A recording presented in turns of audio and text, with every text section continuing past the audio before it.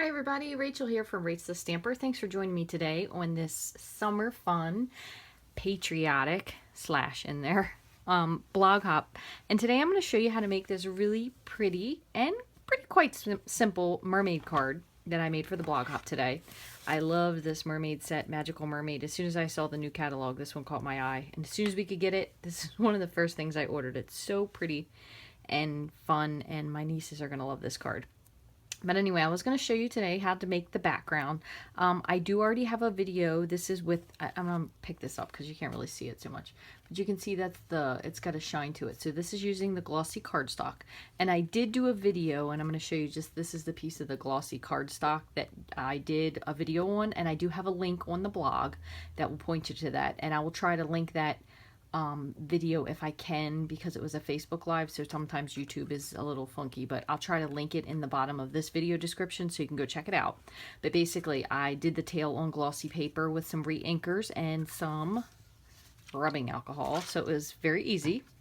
And then I cut that out. So then I made the rest of the card separate. So I'm going to show you how to make the rest of the cards. So as you can see, it does have some shimmer there, and I have some Wink of Stella here. And if you wanted it to be a little bit shinier, what you could do is you could ink this up with some Versamark, and then you would go over it with your heat and stick powder.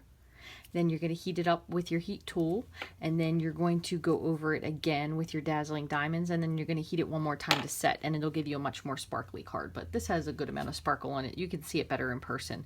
What I did is just kind of swirled around as I thought the sea would do with the Wink of Stella. And then on the inside, I did the little sentiment, mermaid kisses and starfish wishes, and I just colored in the starfish using the So Saffron marker, and then the Dapper Denim for the words.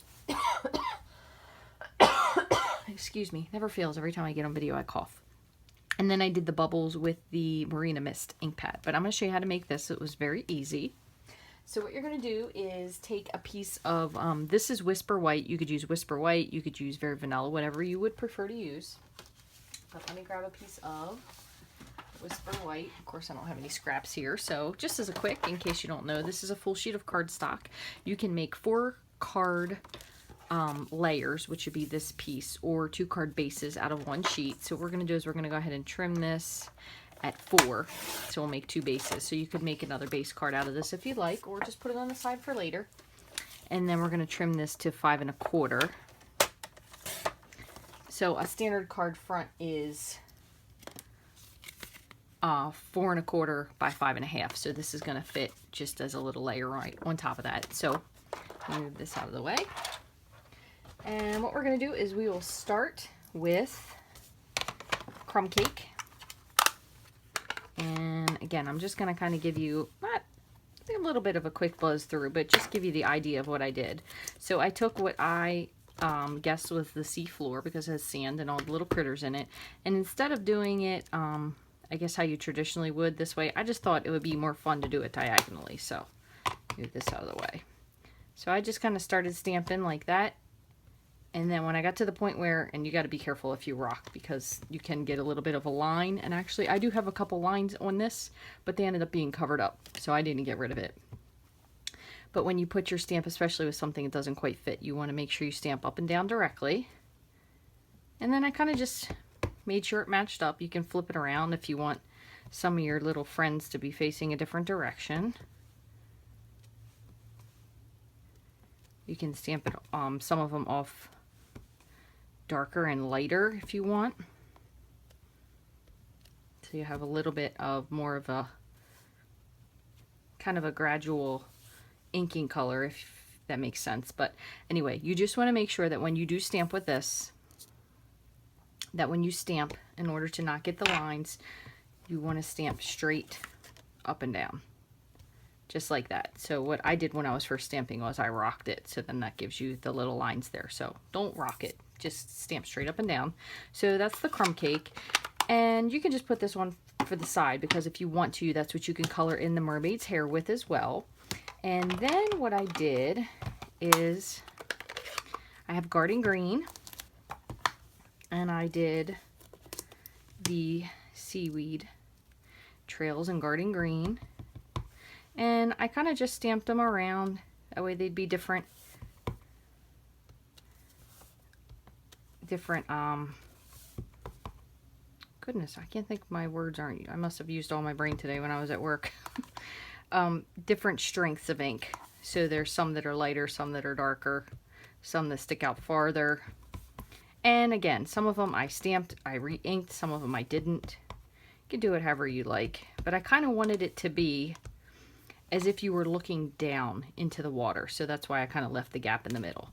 And then if there's anything you want to fill in extra, make it dark, you can do that as well. So that was Garden Green. So then what I did, and again, this part I'm not going to show you because this would take a long time, but I took the fine point tip of the Stampin' Right markers, and please excuse my head if it's in the way, and I just filled in some of the little critters here. So I did the crabs. I actually originally did one of the crabs with the fat tip, and it really totally didn't look good, so I changed that.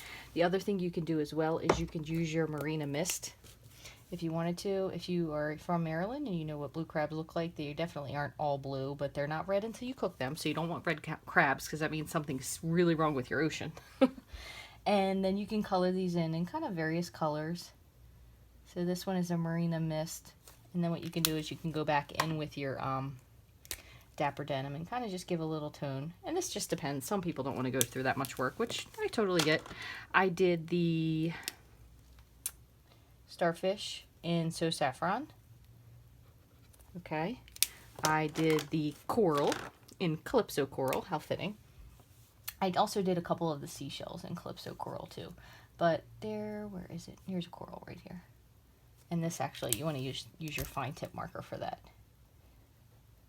So just fill that in. And again, it's going to just depend on where you stamp stuff, if you turned it around or whatever, and how much you want to fill in. You don't have to fill it all in. Honestly, you don't have to do any of this if you don't want.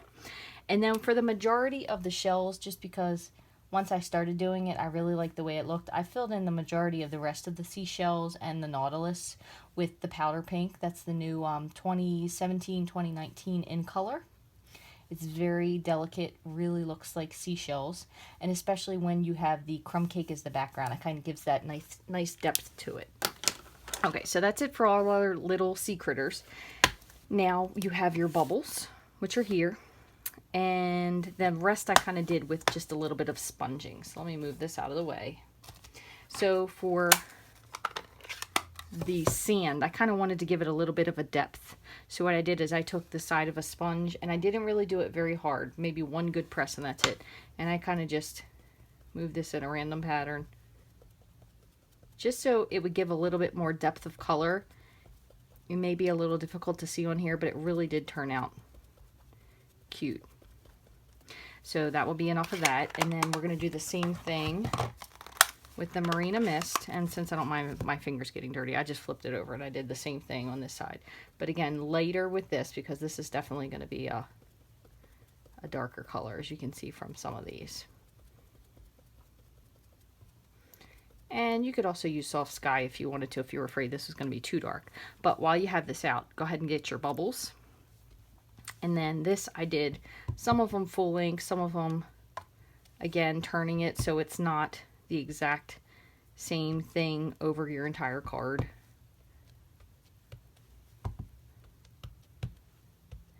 And I have my little bubbles there. And again, take your time and work with it. This, like I said, is just kind of just a demo version. And then the other thing was I took my mermaid and I stamped my mermaid. I stamped her in Whisper White, just on a scrap. And I stamped her with Sahara Sand because I kind of figured this was a good tone to go with. And again, you only have to really get the top half because I did the bottom half. Again, I did the bottom half on glossy and cut out the tail there. But this kind of gave a good base tone to work with in many different skin tone directions, depending on what you would like your mermaid to look like, what shade. And I took, for mine, I took the various yellow Daffodil Delight, So Saffron, Crushed Curry, and then I also did a little bit of, I think Crumb Cake is what I used. No, you know what? I think it was also Sahara Sand. And I colored in her hair. So what I kind of did is I started out making it very strandy. So I didn't really fill anything in all the way. That way, when I pieced the rest of it together, it wouldn't be like you had to cover up too much of the hair or blend it, because you can't really blend these so much on regular cardstock. So I kind of just filled it in a little bit. You get the idea there.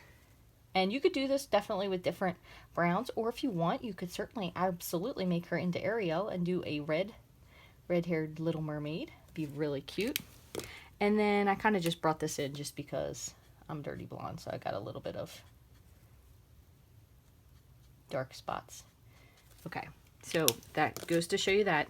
And then the other thing I did was I took the powder pink. I think I did powder pink, and I feel like this one might have been crumb cake, but I used the marker off for that, and then the craft white ink. So for her skin tone, for myself, what I did is I kind of filled her in a little bit, and I didn't do whole pieces. I just kind of filled like the shading spots of what I thought it would be. So I filled her in with a little pink, and then I took my blender pen, make sure it's nice and clean, and you can either use your ink pad or you can take a little bit off of your marker to kind of fill this in. And then I did the contours. So again, I wasn't trying to, this I think still has a little bit of another color in it. Yeah, a little bit of green. She's going to be the seasick mermaid. So you just want to make sure you wipe this off. You can always use a wet wipe too if you need to. And also, just in case if you ever push really hard, this is just a little side tidbit, you can remove these. So they will come out. You could rinse this underwater. But I have before where I've pressed on it, I pushed the nib all the way in. So you just pull it out with your fingers and then just rinse off your fingers. But you'll do the same thing. Just pick up a little bit of your ink and kind of fill her in. Okay, and then cover this up. The last thing I did, and I should have kept that out, but I think I have a white one. If you are going to use your craft ink, you might want to dedicate one of your blender pens just to it, because it is a little bit hard to get off the end. But basically you just dip this in to your craft white ink pad, and then you can kind of lighten up her tone. So if you feel like you overdid anything, you can relighten it back up with this. Okay, and then the only thing I did was just kind of fussy cut her out. I cut right to where the tail would be. That way I could overlay this tail on top of it. And then I trimmed out her hair just so it would be kind of a little bit loose. You can see there's some strands there. I didn't do any drastic measures, but anyway, I hope that gives you guys a little bit of inspiration and idea on how I created this really pretty card. I hope you like it. I really had an idea that I was going to put a sentiment on it. And what I actually ended up using was, this is a really cool set if you haven't had it. I have never used it. I got it at convention, which is one of the cool things. If you're a Stampin' Up! Demonstrator, you do get to go to convention and you get new stamp sets, which is cool. This is called Tabs for Everything. This is kind of part of the planner, but you could also use it for any stamps, or you could use it for scrapbooking as well. But I never used this. This was the first time breaking it out, and I thought it would be neat just because you can combine like the block lettering or the thinner block lettering and the pretty script. So I thought that was really pretty. Amazing birthday wishes. But when I put it on the front, I kind of thought it took away a little bit from the prettiness of the card overall. So I decided I was just going to stick with the inside sentiment instead. So if you want to add something to the front, that's something you can also do as well. And I would love to hear what you guys do to change this card or to make it your own. Or if you have any questions or suggestions or thoughts or anything that you would like to ask, feel free to shoot me an email at rachthestamper@gmail.com. As always, make sure you subscribe to me, please, on YouTube. I would really, really love that. And if you subscribe to me on Facebook, and you can sign up for live alerts, it'll let you know when I go live. I do go live on Facebook and YouTube, but probably YouTube a little bit more often because it's a little more user-friendly. So thanks for watching. And if you guys are going to go to enter to this, you can go to rachthestamper.com, and it's the Summer Fun / Patriotic Blog Hop. And you're going to need to leave your first and last name and a comment along with hashtag #StampItContest, and you'll be entered to win a really, really awesome prize. And you can do that the whole way through the blog hop. So make sure you don't stop at mine. Continue all the way through. I think you should probably get about 10 chances to win. As always, thanks so much for watching, and I hope you have a fabulous weekend.